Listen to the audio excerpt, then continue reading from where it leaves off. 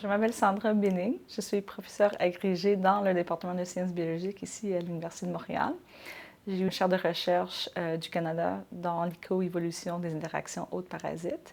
Donc, dans mon laboratoire, on essaie de comprendre comment les parasites affectent les hôtes. Donc, nous, on focus vraiment sur les poissons et on essaie d'intégrer nos connaissances sur les interactions hôtes-parasites dans un contexte plus général, dans les changements climatiques, puis toutes les autres perturbations anthropiques qu'on peut observer dans nos lacs, ici au Québec, au Canada, puis au travers le monde.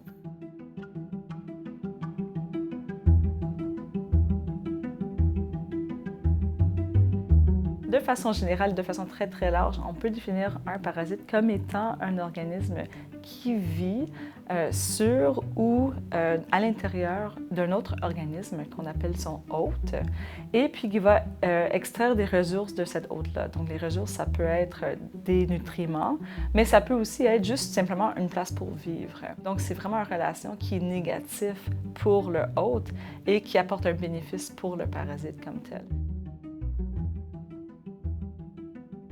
Ça représente une complexité de la vie qui est réelle et puis qu'on doit mieux comprendre pour essayer de faire des prédictions dans un contexte où notre monde est en train de changer et puis on veut comprendre c'est quoi les impacts de tous ces changements-là sur les écosystèmes d'eau douce spécifiquement, mais des écosystèmes en général au travers le Canada.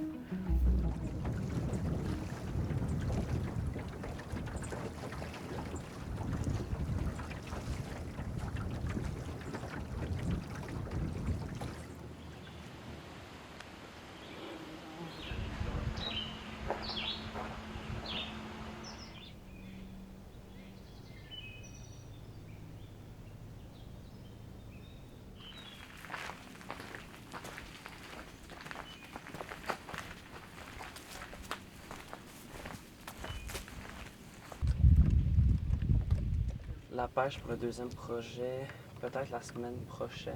OK. Juste pour que Liana et Nora puissent voir le lac Long puis le lac... Ah oui, OK, d'accord. Oui, c'est ça. La croche. Il faut d'abord constater que le parasitisme, c'est naturel, ça fait partie de le cycle de vie en général, ça fait partie d'un écosystème en santé. On a des fois une tendance d'associer les maladies puis les parasites avec quelque chose qui n'est pas bon pour un écosystème. C'est vrai que c'est pas bon pour l'individu nécessairement, mais pour l'écosystème au complet, avoir une faune parasitaire qui est diverse, c'est un signe d'un écosystème qui est en santé. Ça veut dire que toutes les espèces qu'on a besoin pour ces cycles de vie complexes sont présents. C'est une bonne chose.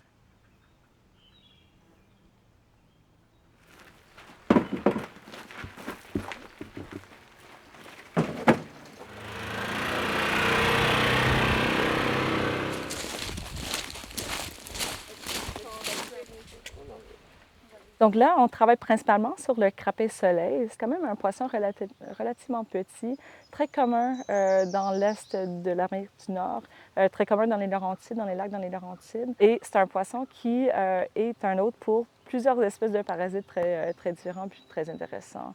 On a des parasites qui vont aller pénétrer dans la peau du poisson puis qui vont former des petites kystes noires. Donc, avec la maladie de point noir, bien, on peut tout de suite voir, OK, bien, vraiment, ça, c'est un poisson avec cette infection-là.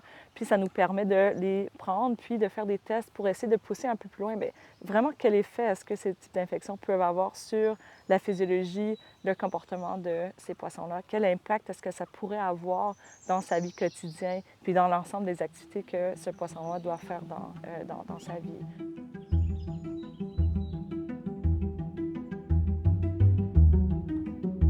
Les parasites peuvent avoir plusieurs effets sur la hôte.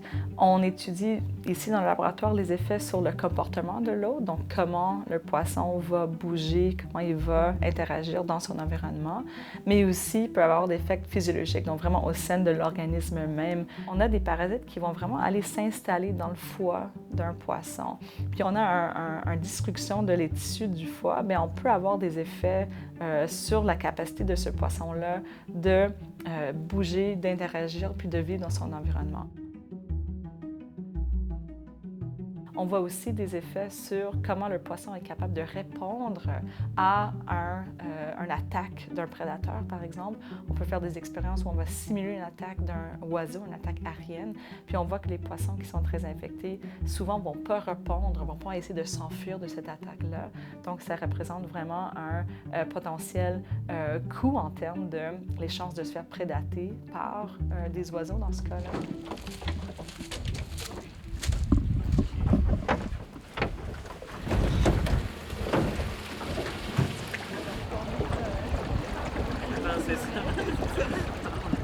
On a un volet où on va vraiment faire des analyses puis des recensements dans l'eau pour voir les prévalences d'infection, donc le pourcentage d'individus dans une population qui sont infectés par la maladie des points noirs.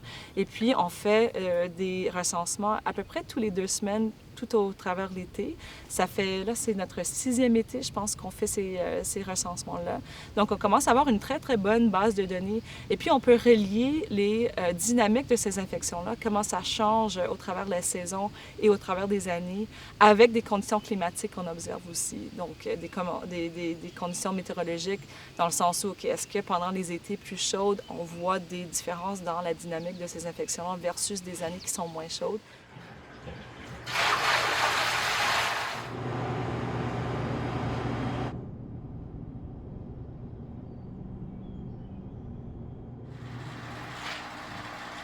On a aussi un volet au laboratoire où on va faire des manipulations, changer les conditions, donc les poissons-vie, pour voir si, lorsqu'on rajoute les stress de la température plus chaude ou le manque d'oxygène, est-ce que, mélangé avec un parasitisme, on voit des effets.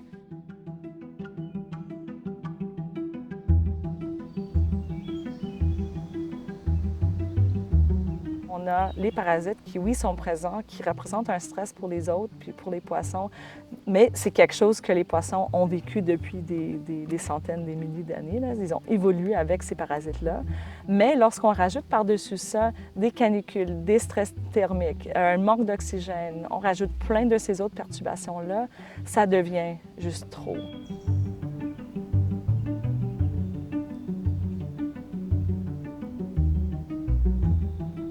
Donc, en ce moment, ce qu'on essaie de regarder, c'est comment est-ce que ces stresseurs multiples, ce qui n'existait pas auparavant ou existait moins auparavant, vont se cumuler pour faire en sorte que là, on voit les poissons puis les écosystèmes potentiellement qui sont en danger par ça.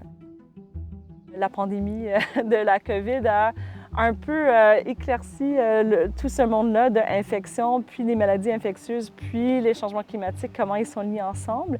Donc, je vois depuis quelques années, il y a de plus en plus d'intérêt, puis peut-être de plus en plus de considération des parasites. On sait qu'avec les changements climatiques, oui, si on veut comprendre l'effet sur les plus grandes espèces, mais si on perd ce lien intime qu'ils ont avec les parasites, mais on perd aussi une partie de comment ils doivent s'adapter puis comment ils vont gérer ces changements-là, ces perturbations-là. C'est pas facile de travailler avec des parasites. Ils sont tout petits, ça prend des outils spécialisés. Il faut chercher pour regarder, il faut prendre ça en considération. Ça prend beaucoup de temps, mais je pense que c'est quelque chose qui est hyper important de le faire pour vraiment avoir une idée plus globale d'un système et notre système d'études.